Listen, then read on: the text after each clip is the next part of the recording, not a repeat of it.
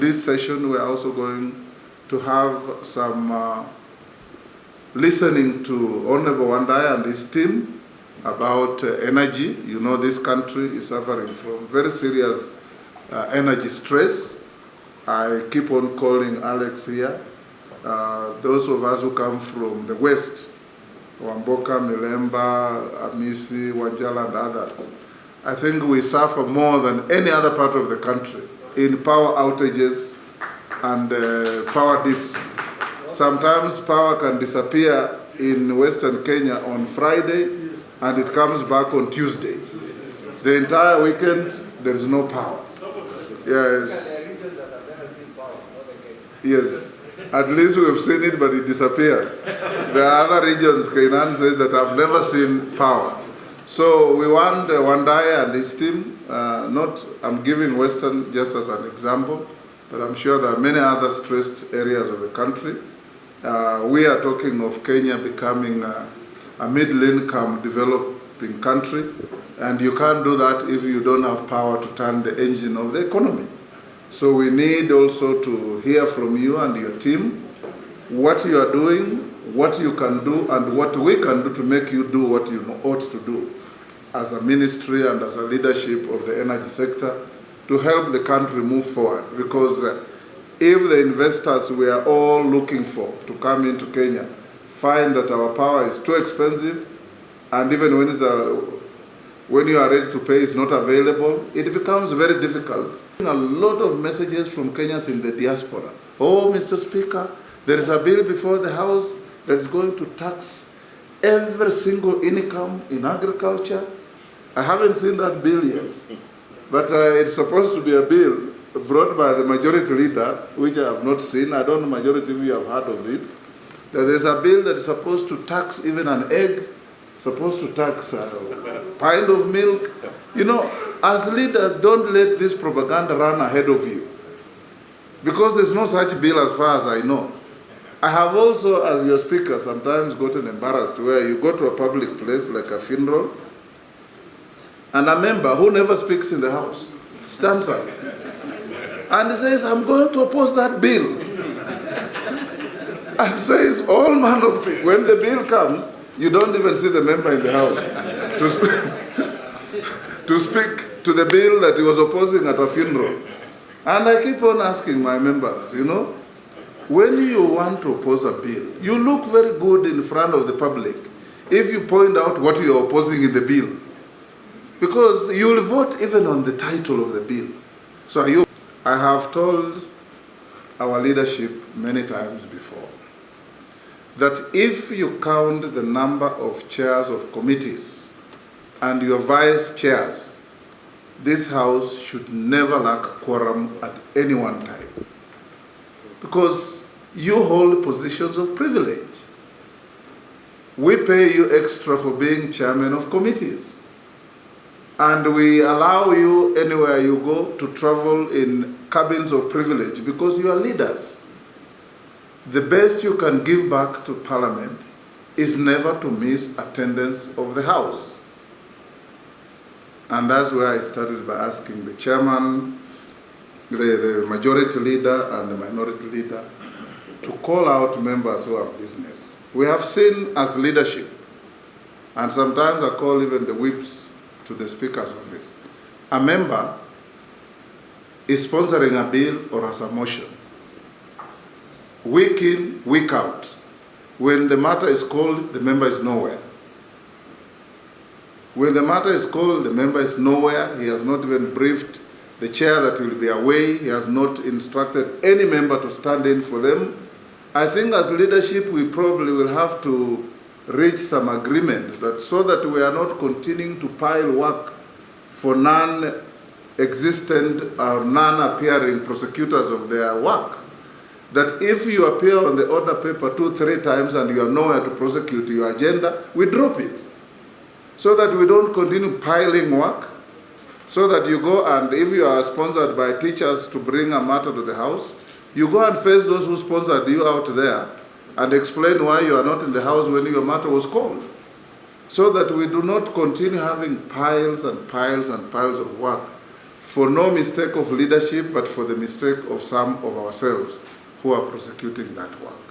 I also want whenever you have a cabinet secretary who you oversight appear in the House, part of your oversight role as a chair is to make sure that you come and hold that cabinet secretary to account. And I say that with the Honorable Pio and I here, because he has been the leader of minority, holding people to account. Now it is his time to be held to account. And when he comes, I would expect that the Honorable Aramat, Honorable Kawaya, and members of the Energy Committee, you will be there because you will be interacting with the CS and the PS more often than anybody else to hold them to account and oversight. That is a time to offer real and meaningful oversight.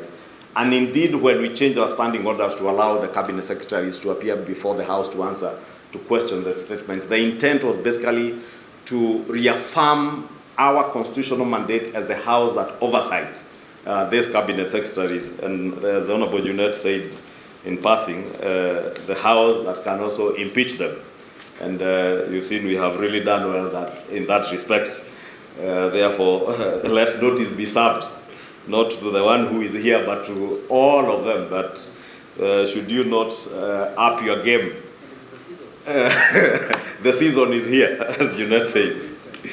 We lost the finance bill and lost very many good proposals that were in that finance bill because of negative publicity, because of poor communication, and that is part of the reevaluation and reflection we need to do as a House collectively. How else can we communicate better? Besides what we have said, what the clerk and the leader of minority have said that we need to do to engage with the bills ourselves as leaders and be able to articulate better what is contained in this bill so that you're not confronted by members of the fourth estate with questions as to what is contained in bills or even in social media platforms. Honorable Speaker, I remember during the finance bill. This parliament, there have been crisis after crisis. We had a crisis of the finance bill. Now we had a crisis of Rigidi. We don't want another crisis. Now we want to move forward. We are done with the crises. We have dealt with all crises. We want another crisis now.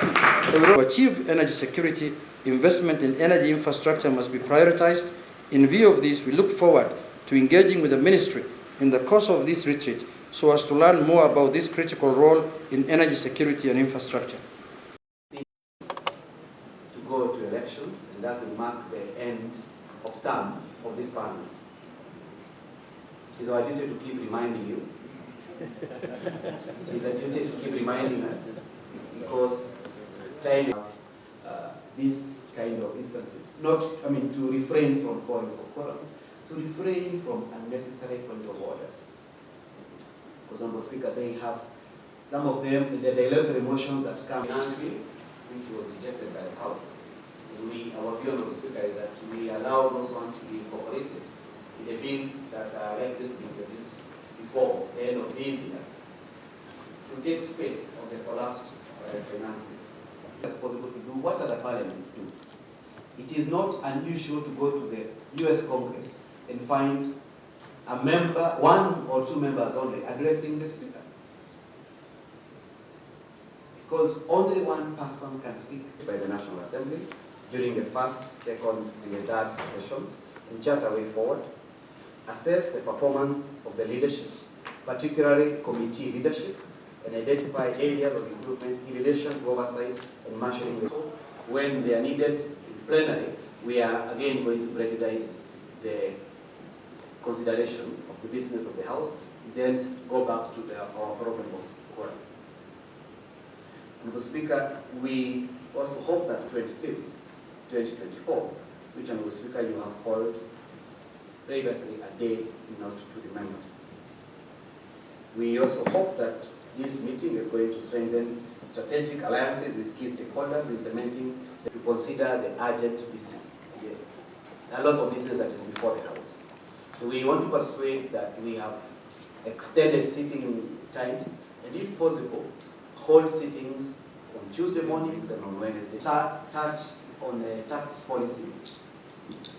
They touch on the banking sector, microfinance, the ease of doing business in the country, so that at this moment we will leave the stage. Let us thank all the participants for the first session. our leader. By the time the leadership is seeing it, the public has already interacted with it, and your views are being sought on something that probably you have not interacted with. At least 50% of these motions. Now that the space for Wednesday morning is a space for individual members, it is also the space for bills by individual members. And the December adjournment will be 5 sitting weeks. 5 sitting weeks is essentially about 25 sittings. No, 4 times 5, 20 sittings. And out of those 20 sittings, only 4 were first-time members. Mr. Speaker, we also request more presence.